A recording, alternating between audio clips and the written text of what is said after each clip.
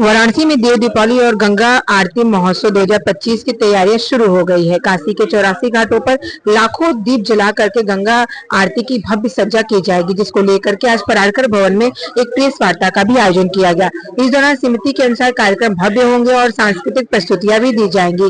तकरीबन 126 घाटों पर दीपों की श्रृंखला के साथ वैदिक मंत्र, शंख ध्वनि और सांस्कृतिक आयोजन होंगे, जिसमें गंगा आरती, दीपदान, नौका यात्रा, योग, कला प्रदर्शन और भारत गौरव सम्मान जैसे कार्यक्रम शामिल रहेंगे। समिति का उद्देश्य काशी की आध्यात्मिक विरासत को वैश्विक स्तर पर स्थापित करना है और युवाओं को भारतीय परंपरा से जोड़ना है।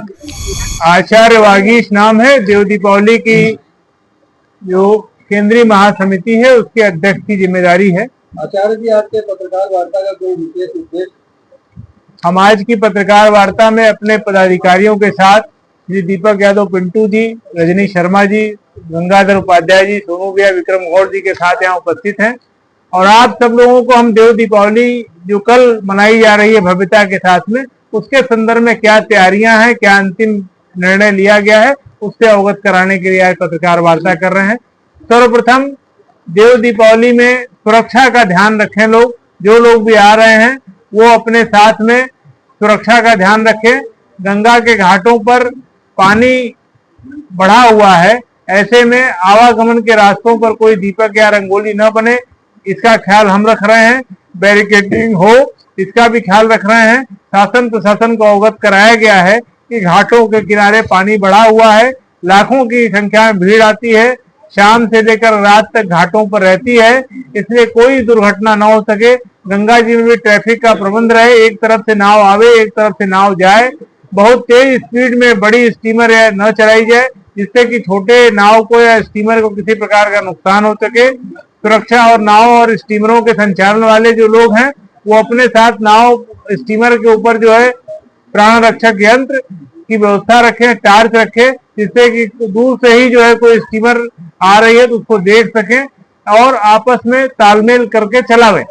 दूसरा यह है कि इस बार की देव दीपावली 5 थीम को समर्पित है। प्रथम थीम है हम लोगों का ऑपरेशन सिंदूर, दूसरी थीम है जाति पंथ अनेक हम सनातनी एक, तीसरी थीम है नशा मुक्त भारत, चौथी थीम है गंगा गौ और गायत्री, पांचवी थीम है कि काशी के देवस्थानों का संरक्षण हो, उनका लैंड यूज न बदला जाए। बहुत से देवस्थान को हटा करके वहां पर होटल खुल रहे हैं, तो इसका जो है लैंड यूज बदला जा रहा है। देवी देवताओं के मंदिर से देवनगरी काशी की पहचान है, सारी दुनिया इनको देखने आती है।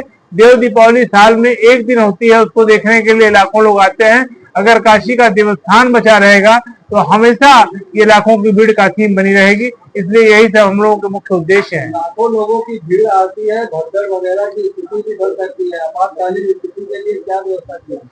आपातकालीन स्थिति के लिए व्यवस्था ये की गई है कि पर्याप्त संख्या में पुलिस के जवान मौजूद रहेंगे। हमारे जो स्वयंसेवक हैं, घाट किनारे की समितियां के लोग हैं, वो सचेत रहेंगे। उनको आपस में मीटिंग करके बताया गया है कि जो गहरे पानी का स्थान है, जो गंगा जी के बढ़ाव का स्थान है, वहां पर कोई न जाए। ऊपर से जो रास्ता है इंटर कनेक्टिंग, एक घाट से दूसरे घाट पर आने और जाने का रास्ता है, उसके ऊपर कोई दीप आकृति सजावट इत्यादि न करे। बिजली के झालरों का की जो सजावट है वो दीवारों पर करें, घाट की सीढ़ियों पर, घाट पर एकदम न करें, जिससे करंट न उतरे, किसी प्रकार खतरा न हो। 11 किलोमीटर लंबा हमारा ये मेला क्षेत्र रहेगा, जिसमें रामनगर से लेकर के अवधूत भगवान राम घाट तक, इधर आदिकेशव घाट से लेकर के गंगा वरुणा संगम से लेकर के गंगा अस्थि संगम के आगे भी सामने घाट तक हमारा सजावट का कार्यक्रम होगा।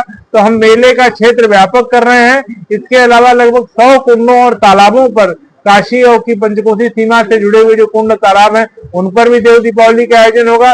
घाटों की भीड़ को कंट्रोल करने के लिए, घाटों की भीड़ को नियंत्रित करने के लिए हमारा प्रयास कुंडों तालाबों पर भी देव दीपावली का है।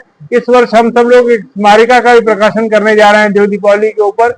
एक पत्रिका भी नियमित रूप से चलेगी, जो कि वैचारिक रूप से जल संरक्षण, वृक्षारोपण, कुंडों तालाबों की रक्षा, भूजल सुरक्षा इत्यादि विषयों पर काम करने के लिए होगी।